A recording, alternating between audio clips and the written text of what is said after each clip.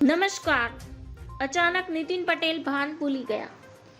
મહેસાણા બેઠક હજુ સુધી જાહેર ના થઈ એટલે મને વિચાર આવ્યો કે મહેસાણામાં ઉમેદવાર નક્કી ના થાય વિલંબ થઈ રહ્યો છે. આ બધી વિલંબનાથી મને દૂર કરવા મેં ઉમેદવારી પરત ખેંચી છે. જિલ્લા ભાજપ સંગઠનમાં એકતા જળવાઈ રહે તે માટે મેં આ નિર્ણય લીધો છે. મારા શુભેચ્છકોને કેન્દ્રમાં મારા માટે અભિપ્રાય આપેલો હતો.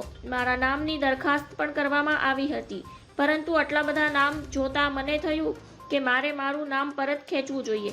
લોકસભાની ચૂંટણીને લઈને ગુજરાતના રાજકારણમાં ભારે ગરમાવો આવ્યો છે. મહેસાણા લોકસભા બેઠક પર પહેલા દાવેદારી કરી પછી દાવેદારી પરત ખેંચવા મુદ્દે પૂર્વ મુખ્યમંત્રી નીતિન પટેલનું નિવેદન સામે આવ્યું છે. તેમણે કહ્યું કે ઉમેદવારોના નામનું પ્રથમ લિસ્ટમાં જાહેર કરાયું, જેમાં 15 નામો ગુજરાતની બેઠકના છે, જ્યારે અન્ય બેઠકો પર ઉમેદવારોના નામની જાહેરાત કરવાનું બાકી છે. તેમણે ઉમેર્યું કે 30થી વધુ ઉમેદવારોએ મહેસાણાથી દાવેદારી નોંધાવી છે.